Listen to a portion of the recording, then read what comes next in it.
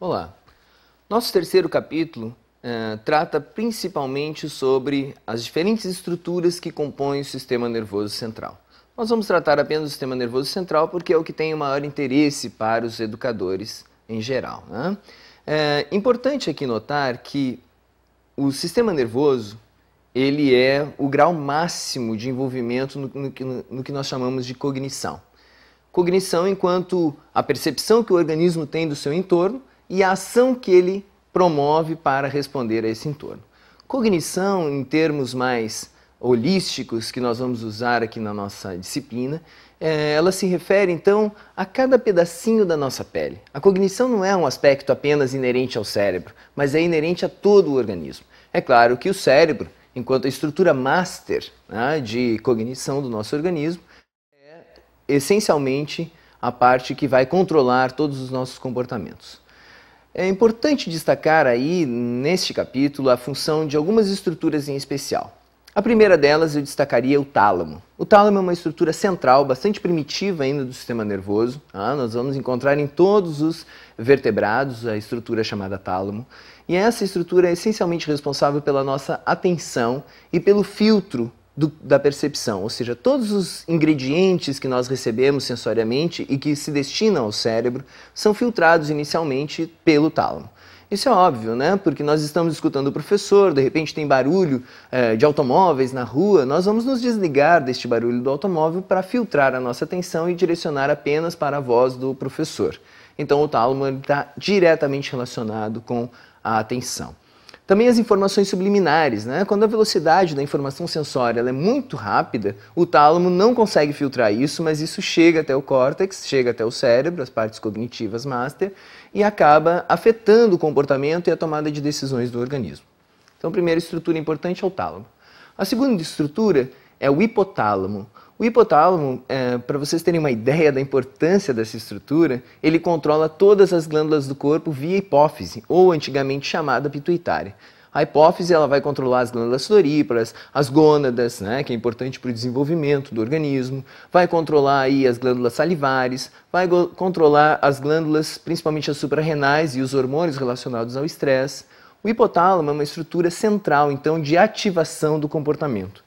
Ela também é uma área extremamente importante na motivação e muito importante também para ativar o comportamento em duas vias. A primeira via endócrina, que eu já expliquei, hipófise ou pituitária, e a segunda via, uma via motora, ou seja, ela ativa o comportamento para fazer com que aquilo que me dá prazer, essencialmente, eu possa ir em busca de mais dessa fonte de prazer, ou que eu possa fugir da dor, essencialmente é isso. O hipotálamo, ele se relaciona com áreas da memória que nós vamos discutir no capítulo 5. Uma terceira estrutura importantíssima que nós vamos discutir aqui são os gânglios basais.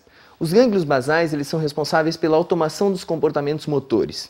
E esses padrões de comportamentos motores, eles podem ser tanto socialmente mediados, como ainda podem ser mediados apenas pelo nosso hábito.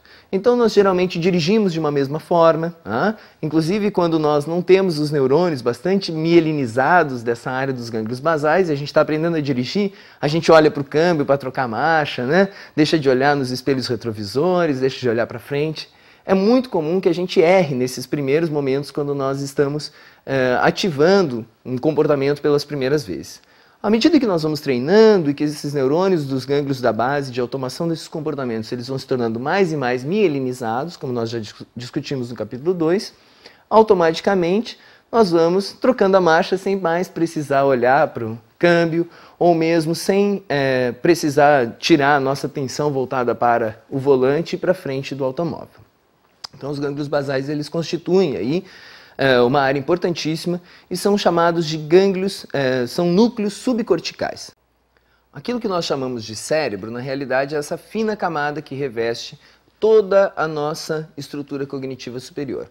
O córtex pré-frontal, por exemplo, é uma área inteiramente voltada à tomada de decisões, ao planejamento, ao enriquecimento das nossas experiências emocionais, ao prazer ou à dor, ao nosso humor, controla muitas dessas nossas atividades. O córtex temporal é o nosso córtex responsável pela audição está relacionado também com a nossa sociabilidade, relacionado ainda com algumas emoções como a empatia, que é a capacidade que nós temos de nos colocar no lugar do outro, a sublimidade, que é a capacidade que o nosso cérebro tem de se sentir fazendo parte de algo que é muito maior do que ele mesmo. Então, o córtex temporal está inteiramente relacionado com habilidades sociais e empáticas. Também no córtex temporal nós vamos achar a área de Broca, que é uma área responsável pela articulação da linguagem, e a área de Wernicke, que é a área responsável pelo entendimento da linguagem. Essas duas estruturas são bastante importantes, elas estão presentes apenas no hemisfério esquerdo.